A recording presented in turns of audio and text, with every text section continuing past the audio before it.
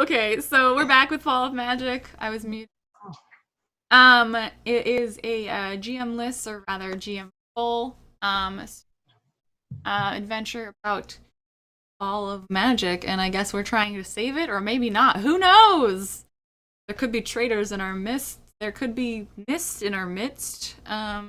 Let's move forward to Barleytown and see what. So I think it is Andrew's turn, right? Yeah, you're banking on me going to Barleytown. I don't have to go to Barleytown. You don't. You're right. You're right. You don't have to go to Barleytown. You can do whatever you like. I have to think about it for a second now. So I'm tempted to do a making. You know what? We've done so many scenes of like camp and stuff. I want to move on. Okay, Barleytown. Okay, so we're going to Barleytown. The hospitality of the Barley Lord. So, it takes like a few days to travel through the hills, and they end up leading into this long open plain, and out in the middle of that, big sea of grass is Barleytown. And so for hours before we get to the town, we're walking through these like wheat fields and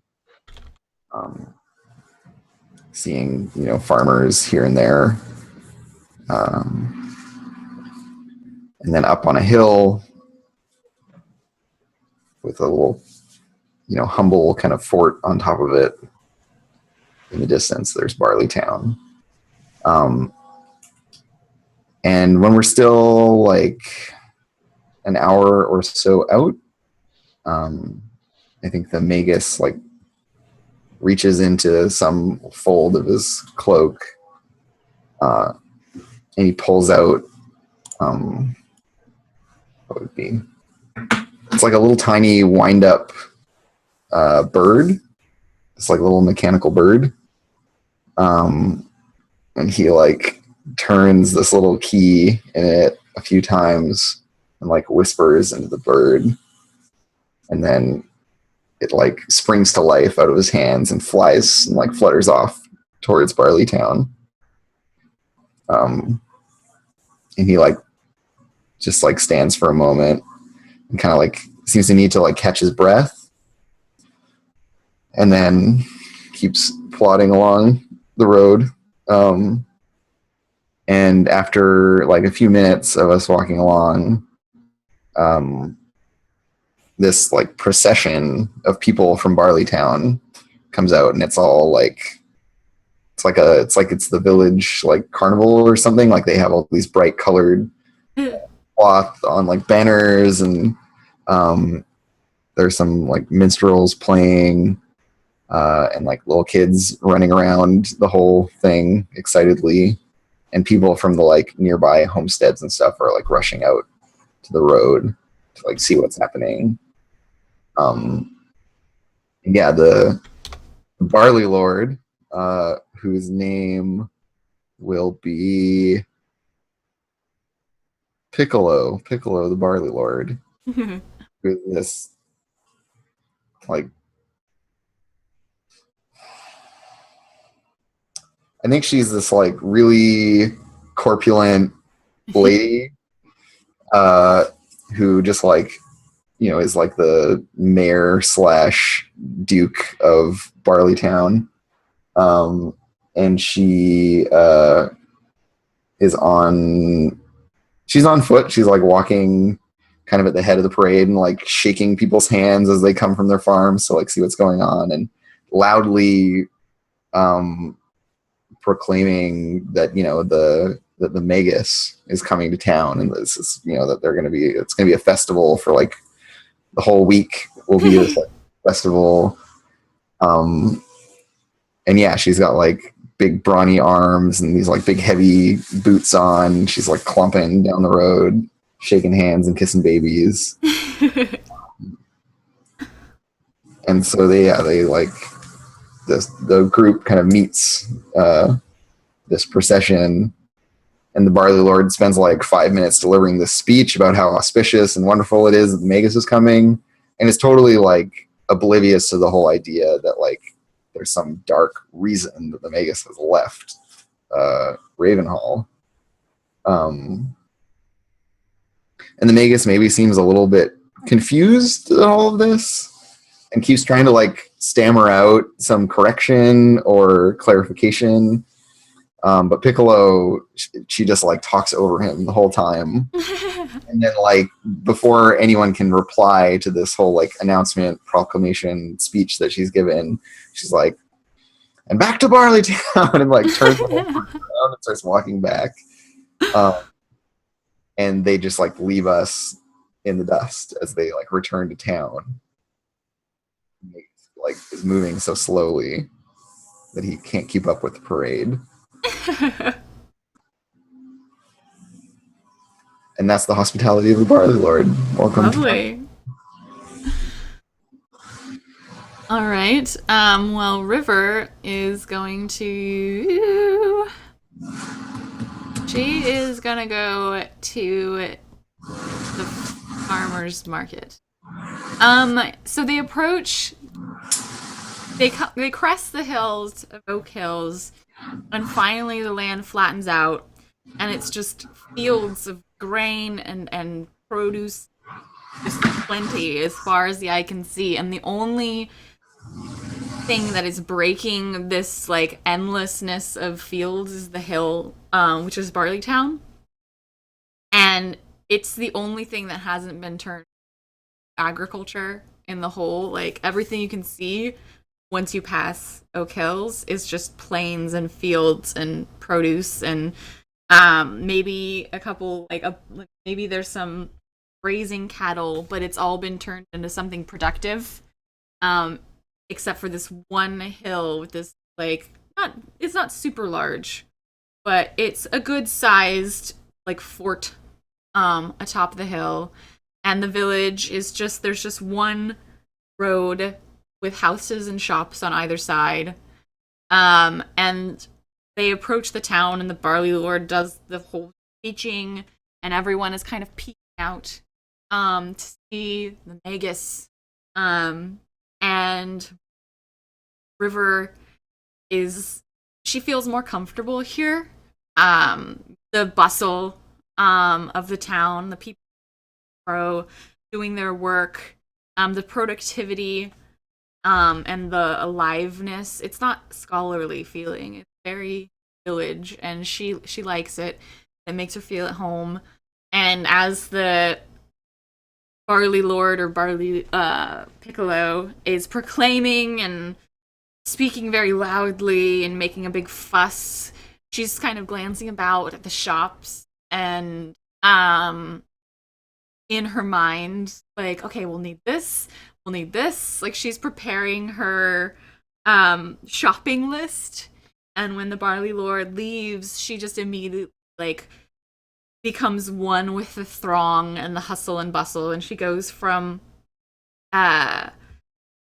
shop to shop gathering things. And she finds this one shop that's selling dried fruits, and she gets like some dried fruits, and she has her own savings. Like her town is small, but her husband and she are very good at what they do. And she took a fair bit of their savings for this journey, this very auspicious journey. Because it was like a once in a lifetime thing for anyone in their village to be invited to go with the Magus. And so some of the other villagers also contributed, as though she's kind of the ambassador for their whole like town, being chosen to go with the Magus. And so she has some money, and she goes through the town and she's buying dried fruits. And she finds this one stall that's selling like jerky, like meat jerkies, and she's lived at the coast her whole life. So the idea of there being like beef, like plentiful enough to also dry and make into jerky is just mind-blowing to her. And so she's standing by this stall, and she's just like looking at all the different types of dried meat. And she asks the vendor, and she's like, "You have so much meat that you have some left over to dry?" And the vendor like guffaws. He's like this big bearded man. He's just like, well, of course, this is Barleytown. There's always plenty at Barleytown. And Gives you a big wink. she's kind of charmed by this vendor and like very much the like small town girl in the big city sort of aspect, and she's just like, well, what types of meats are these? Like what have we here? Like tell me more. He's like, you've got a good eye. That's wild boar from the Oak Hills. Wild boar. I will have some of that. And do you know where I might be able to find a place where I could make some bread or some rolls for our journey? Or is there a place that sells bread? He's like, my good friend Gustav down the way. Finest bakery in Barleytown. Lovely. Don't let me catch you going to Markel's. That place is terrible. Low quality. Thank you. I really appreciate your advice. And River, While he's sweet talking about what bakery to go, he's like putting his thumb on the scale and like charging you. And River doesn't notice. I mean, she's been in like a selling and trading kind of place for her whole life, but she's kind of overwhelmed with just the newness and the sense, and she just doesn't even see it, and she pays the extra for the wild boar. And she goes back to her party, and she speaks probably to the Raven, and she says, the vendor of meats informed me that there is a bakery nearby that sells the most delicious baked goods named Gustav, so we should go there and get some food for our journey. Of course, it's always better to be well stocked, I always say. Preparation and everything. Should I make a list of the things that we're going to be? She starts sort of digging through her belongings for like a notebook and pulls out this sort of leather bound little tome. It's got nothing in it except as she flips through, you can see there's like lists and crossed out things and lists and crossed out things, lists and crossed out things. Like, this is clearly a list book. Like, she's that organized that it's like a book of lists. Yeah, there's like the book of lists, and then there's like the book of notes, and then there's like the book of, like there's a lot of stuff that definitely is too much for her to carry. River like looks at this book, and she actually doesn't know how to read. And she's just like, oh, no. I have dried fruits. I have dried meats. I figured we would get breads, perhaps some, and then fill our water skeins and our wine skeins and perhaps be on our way. I don't think we need list, but do what you will. Let us go to this Gustav's. The meat seller pointed me the way. And she kind of she's very happy and very excited and very comfortable, and so she kind of like links her arm with the ravens and like kind of drags her along with her in the direction of Gustav's. As she pulls the raven along, whose name is Harp, but the raven is more what she's known by, definitely. Oh, Harp, right. Is as she's pulled along, River would sort of notice that she's definitely lighter than you'd expect her to be. Oh, definitely. Okay, so like with all that's weighing her down, she's definitely lighter than you'd expect her to be as you sort of link arms, and she resists momentarily before you pull her off. It's very easy to move her.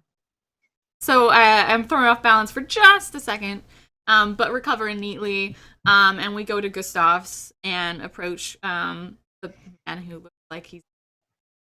And we're like, we were told by the meat seller that you have the best baked goods in the town. What would you recommend? Dave, it's you. You're Gustav now. Oh, yes. We go way back, he and I. Holding up his end of the bargain, he can be quite a cheeky one, but yes, you've heard correctly. The greatest baker in Barleytown, that is I, Gustav. How can you appropriately quantify best baker in an entire town? Well, there have been several other bakeries that were not as successful or is delicious. We have the patronage of the Barley Lord Piccolo herself on many occasions, and Oh my goodness, the Barley Lord comes here? That's so exciting. What does she get when she comes? bread and baked goods, the same as everybody else. They're a staple for a reason. We're successful for a reason, and it's barley time for a reason. We make lots of things with these sorts of crops, you understand? And we do so the best. Here at Gustav's. With me, Gustav.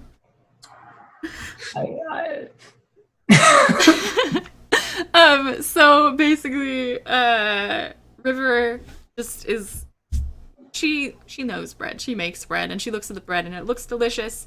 If like there's not a whole lot of variety, it still is good hearty bread, and she picks out there's this bread that is like it's a dense bread and it has a lot of seeds and nuts in it, and it's made of a whole grain flour, and it looks like it'll keep for a while. Like maybe it has a little bit of sourdough in the making, and she picks out a loaf of that, and she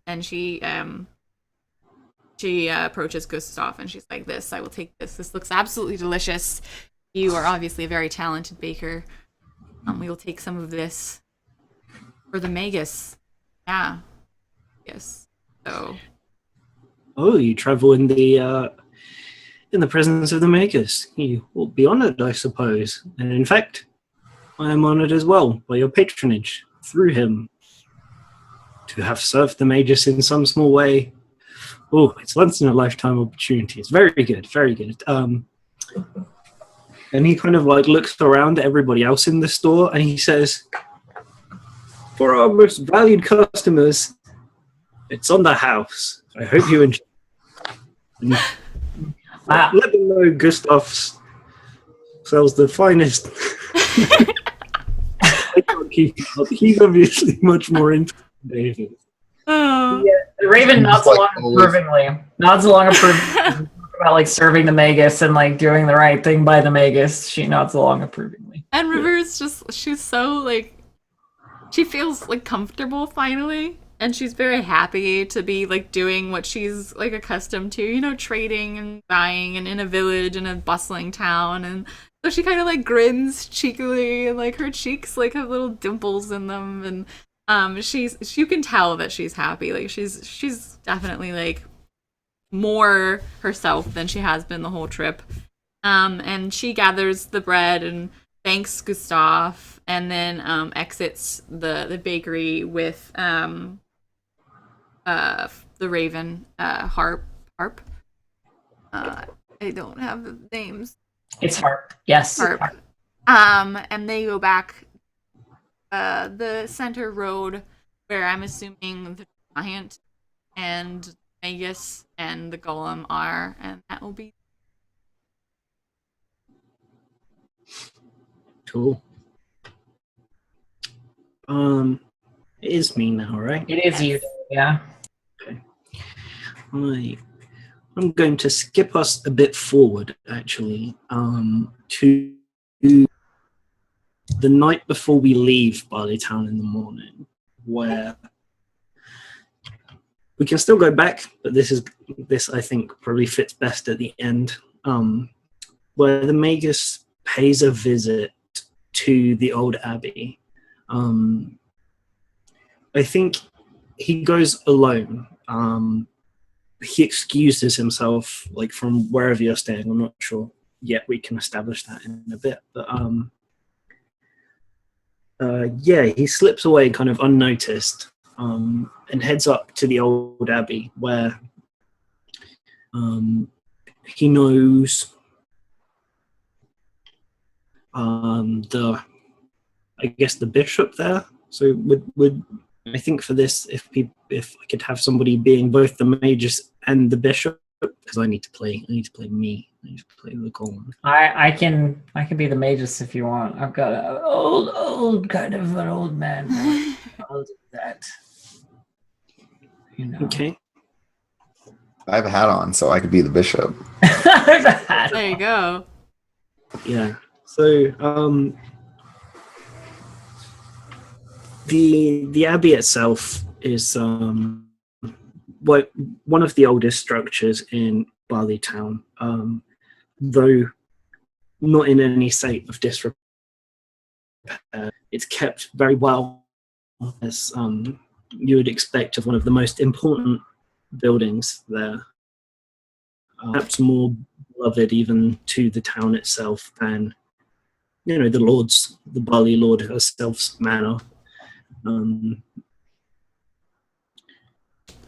And yeah, I think Magus approaches, and there's a single light in one of the side room, like oyster, I guess, where the bishop is staying, where he has to have a very important meeting.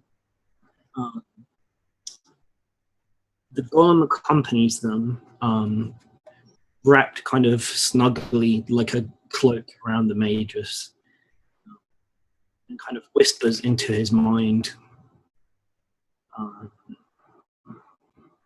that it's important that they come here tonight to record and bear witness to like the death of the bishop. Oh damn, I'm gonna die? Oh, so the bishop is dying. What? How many people are gonna die? I don't think even like the people there realize, but But the Magus knows. Yeah. yeah, the Magus knows now, and the golem knew, and bid the Magus come out to meet him this night. So I guess if I'm the Magus, I go in and find the bishop, wherever he may be in the abbey. In like a transept or a rectory or something. I'm Yeah, part of an abbey. Yeah, one of those. You know what they mean? Thank you for inviting me here. You needed my help with something. Well, people telling rumors that you're not well. It was a worry to me. People say silly things all the time. Well, you've been around my whole life, and I shudder to think how the world might change without you. It has been a long time we've known each other. But you called me here for a reason, surely. Not just small talk. I mean, I'm happy to take tea with you. So Yeah. And I think the bishop is aware that not actually having called the Magus, but was wondering about them. Like, hearing the news of them coming to Bali Town, was hoping at some point they would visit, though no official offer was made. So. Oh, some undercurrents of magic, perhaps. Yeah, exactly. Well, it wasn't a formal, and the bishop's like a little bit flustered that you keep being like, but you called me here, and he's like,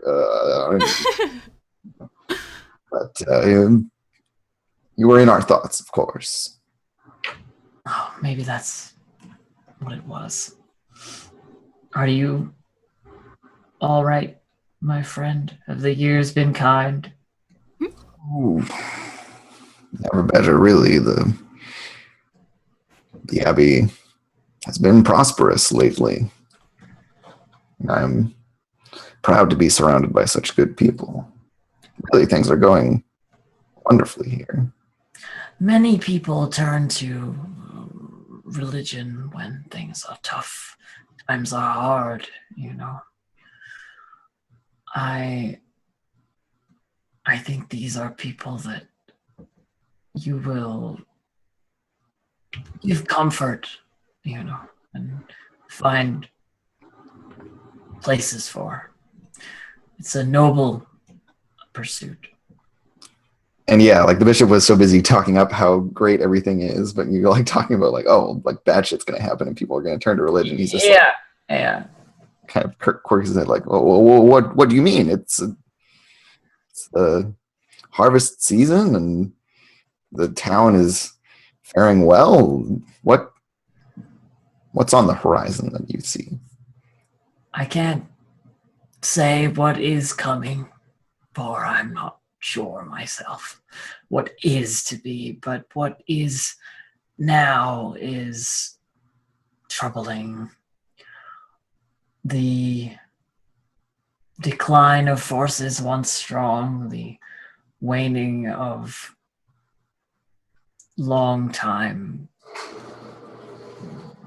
power, things we take for granted. And yeah, like the bishop's trying to keep like a happy face about everything, but like you can see that it's really undermining all of his confidence. He's just like, oh wait, things are actually terrible. I think there's the pressing sense in the bishop's mind, seeing the Magus again after so long, and it kind of being brought up, and he's feeling his confidence waver. There's something about his connection to his faith that he needs to talk about. It's like very pressing, and despite everything that's going on, it's like there's been this background of, I don't know, I'll leave that up to you, but I think it's time for the bishop to make a confession. Yeah, and so he just kind of like stammers a little bit, and then kind of like the wind kind of drops out of his sails, like he deflates. He's like, it's no use. Magus things have been, well, frankly, a little bit grim here lately, and we just don't know what to do. Our prayers go unanswered, and though the town is prosperous, I worry that there's a rot in the hearts of the villagers. A rot. Tell me more of what you feel. And the Magus sort of reaches out an arm and sort of like tries to sort of guide the bishop to like more of a sort of like a private area, like to make sure that like it's sort of like a comfortable conversation, like away from other ears. Yeah, and the bishop feels with that touch like this chill all throughout his body as the golem kind of like seeps in slowly. Ugh, creepy golem. Yeah. Transfer. So we're in some like little candlelit like nook in the abbey, and he just says, "Surely the fault must lay with me, as the spiritual guide for these people. I have led them astray." And he's like kind of like wringing his hands and like sweating a little bit. Magus sort of nods as if he's listening and continues.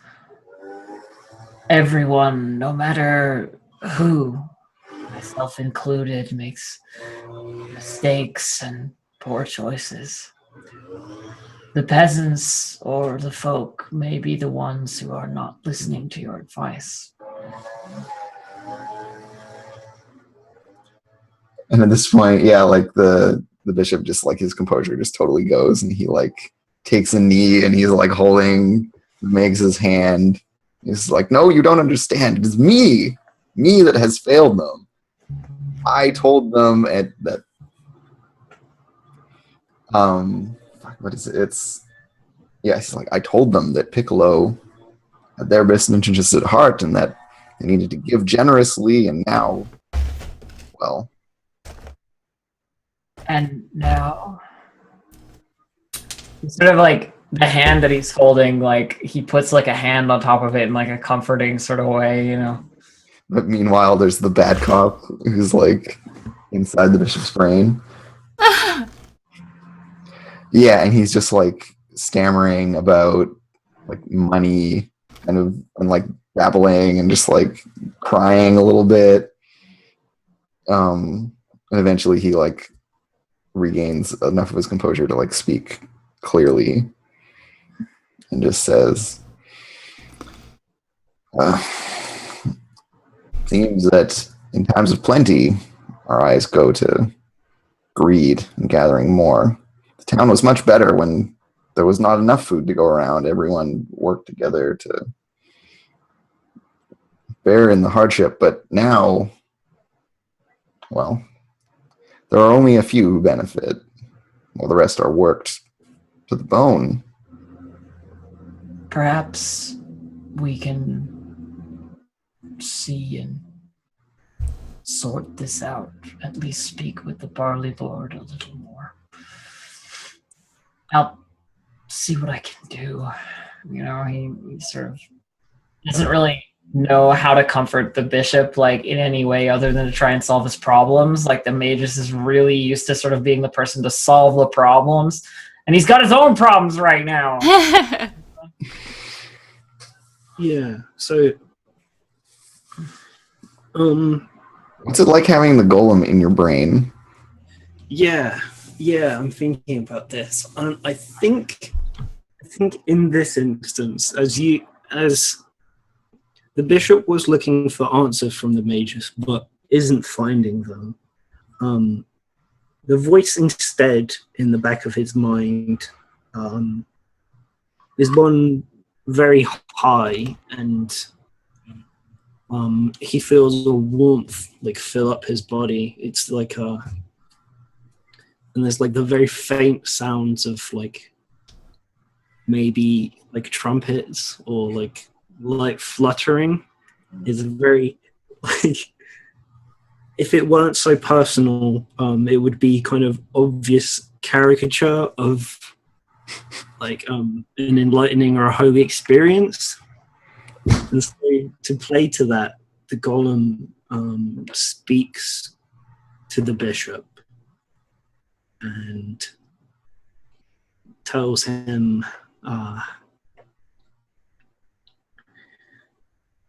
that bearing the weight of the prayers and the hopes for the whole town is too much for one man.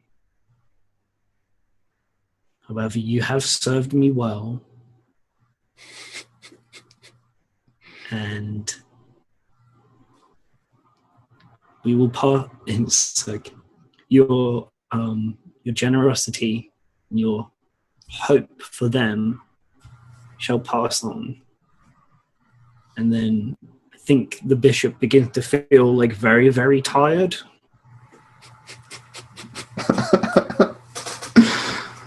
So yeah, the golem basically just like saps the life out of him.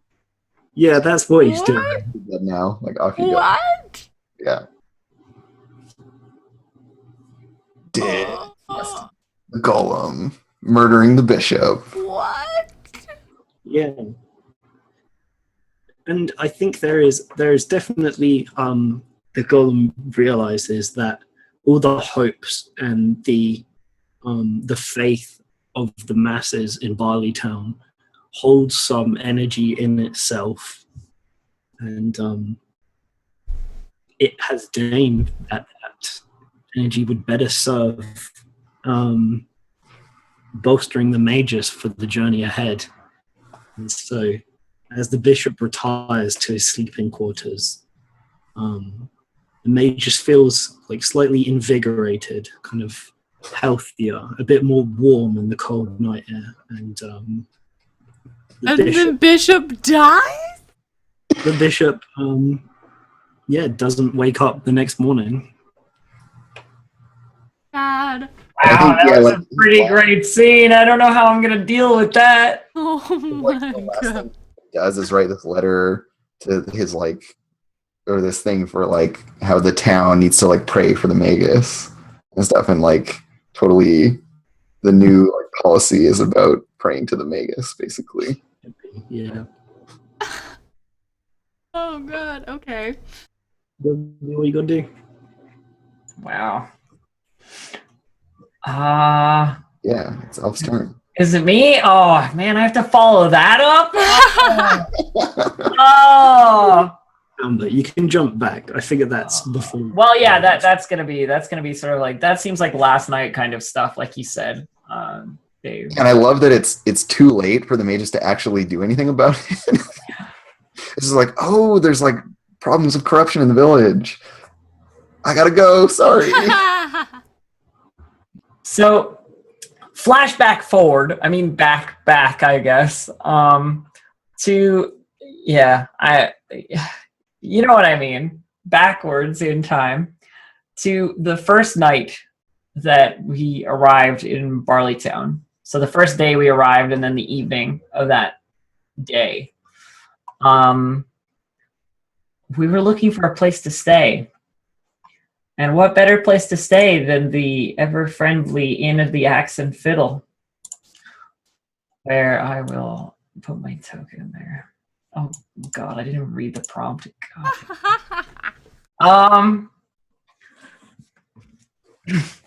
So, the first thing, of course, that you need to do when you return to a town and you or come to a town for the first time is to find a place to rest your head when it comes to night.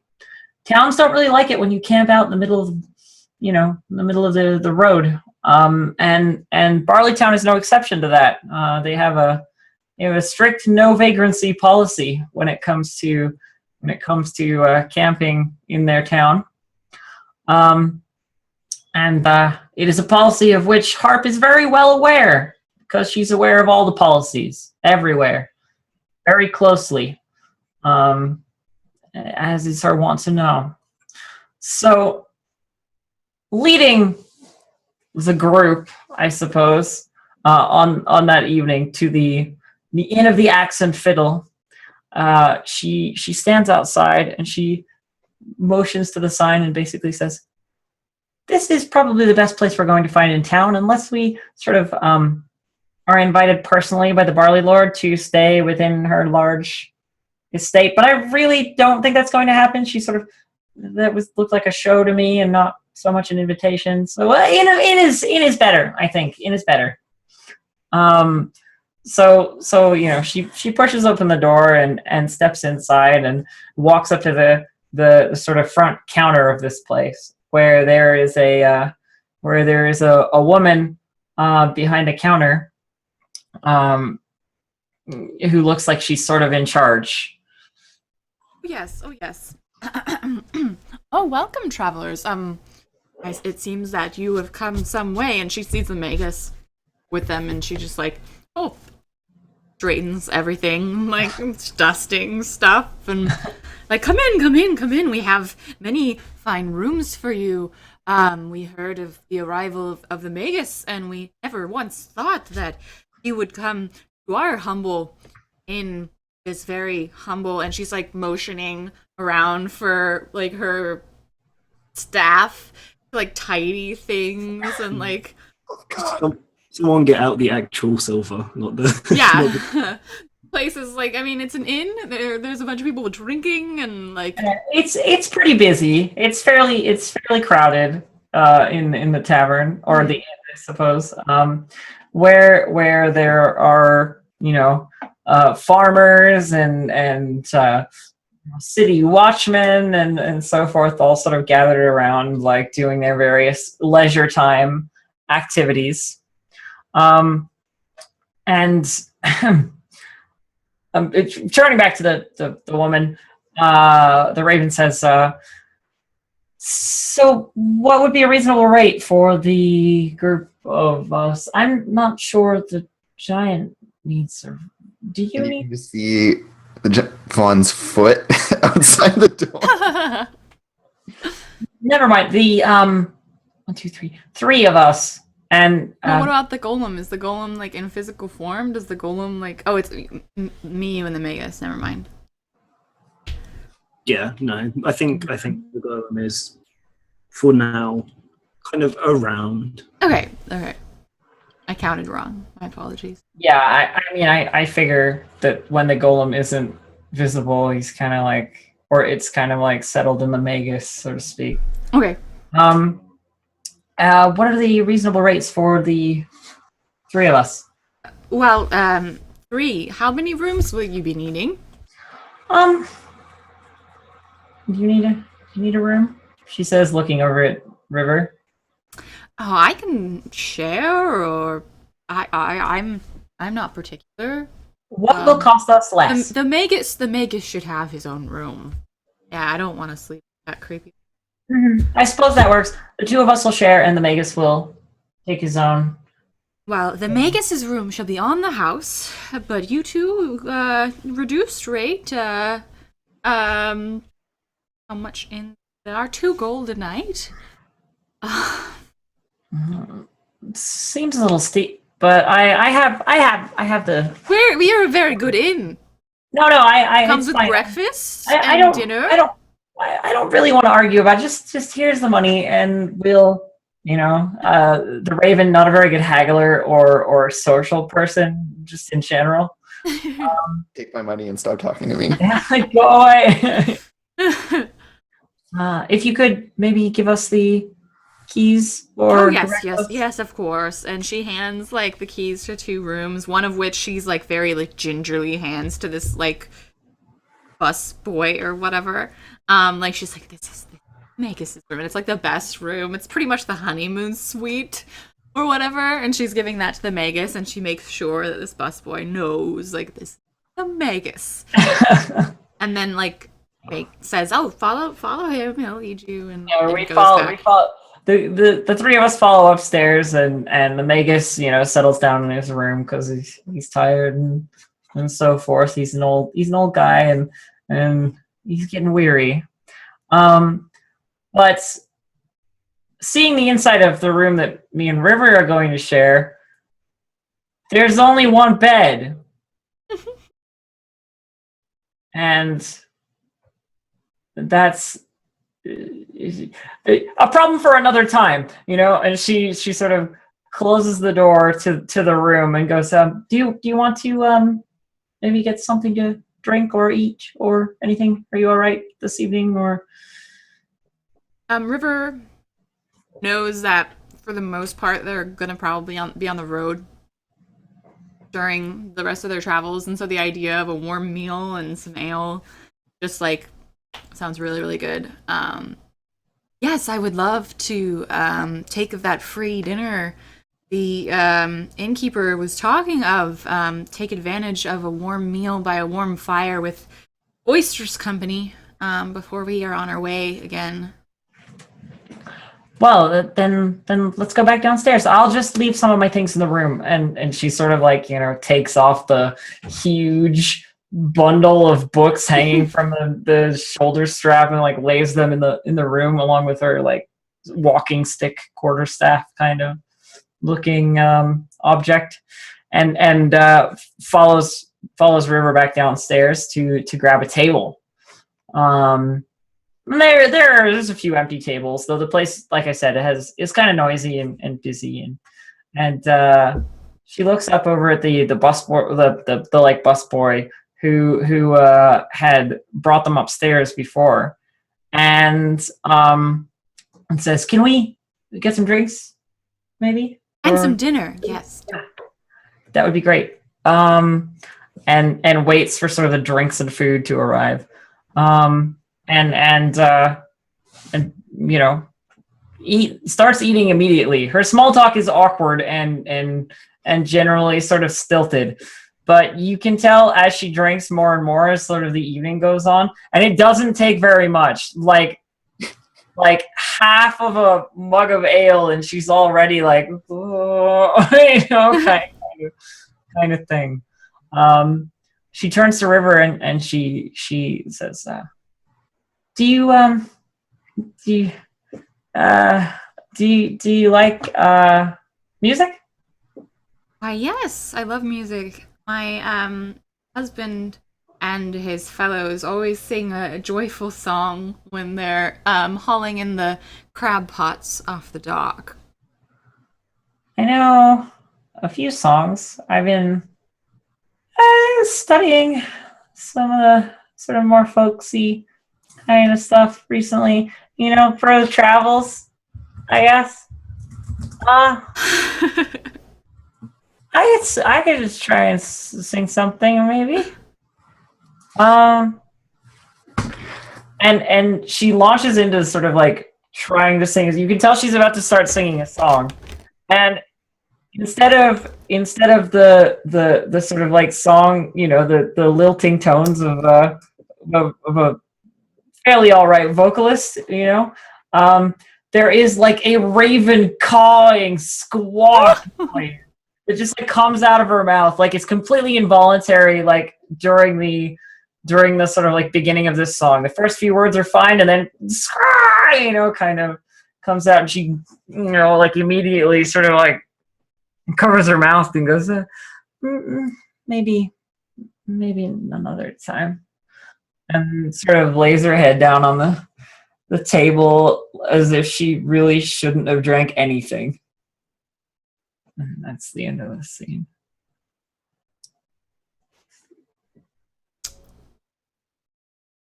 Song of your people. That was a beautiful song. Song of my people. Work.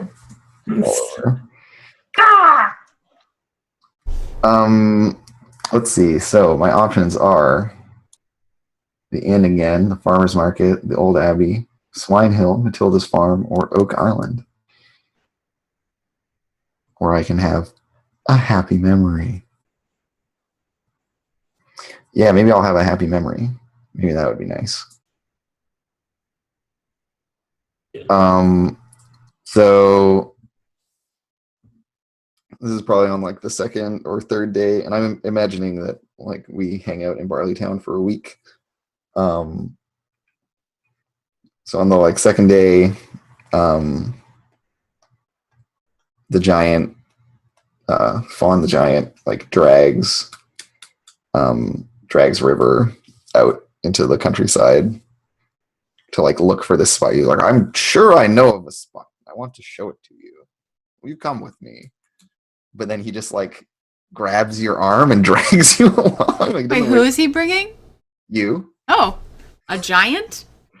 Yeah, He's River bringing is me. just like, getting dragged along by the giant. Okay, powerless to stop it. She just okay. Yeah, like you're kind of barely able to touch the ground with your feet, but he's like yanking you along by your arm. And he drags you off into the countryside, like quite a long ways. And there's like kind of like a spring in his step, like he's moving a lot quicker and more lightly than you've seen him moving before. And he like walks out to this river. It's awkward because your name is River. Anyways. So yeah, there's like this river through the prairie, and in the middle of it, there's this little island with 3 oak trees growing on it, and they're like just massive, like nothing you would see in the real world. These are like epically tall, like skyscraper oaks, with huge circumference to them, and he like walks up to the riverbank and then in like one huge stride like steps over the river to the island and just like kind of hucks you through the air, pops you down. River feels like a child. Yeah, exactly. It's like you have this like huge dad just like pick you up. Yeah, like when you hold the kid's hands and you just like swoop them. That's what it feels like. Yeah. And so he like plops you down on this island. And like gestures to the trees. He says, "That was my mother. And that over there was my uncle. And then that's my sister over there." And he's just like pointing to those 3 trees. Wonderful. Oh. And River looks up at them and she looks at him and then she looks at them again and she feels kind of like this. She'd never really thought about how this tree creature feels or whether he has family.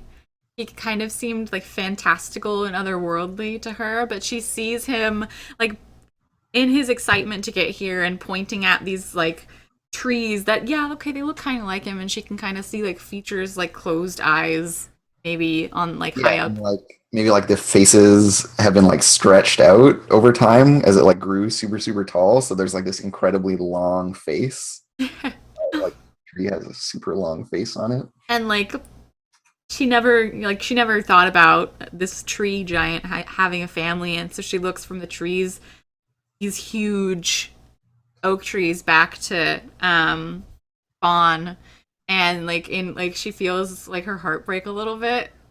Like she feels for him like as a emotional creature and like consider before. And she just smiles a little sadly with like a tear like still in her eye and look just like them. And he does he kind of looks like a little kid standing next to their like adult family. Little tiny, yeah, and he's like got his hand up on one of the trees. Yeah, and he's got like this big smile on his face, and he looks down and he's like, I mean, my mother is just so beautiful. And he's like tearing up as well and like looking up at the tree. Do you want to climb up? And he like scoops you up, starts climbing this like 20-story tall Oh tree. my god. And River is just like quietly freaking out and trying not to look down. Like she's just like, oh my god, it's really tall.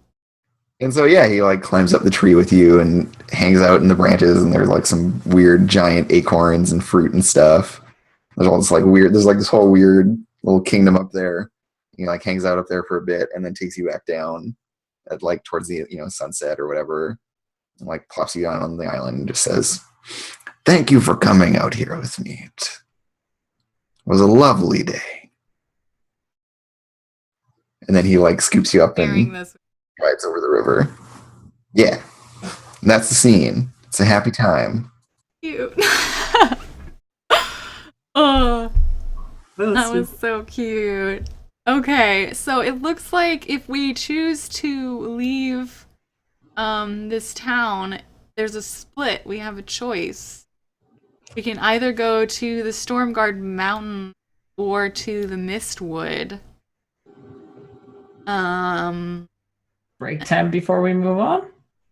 Yeah, absolutely. We'll do break time and then we'll make the choice.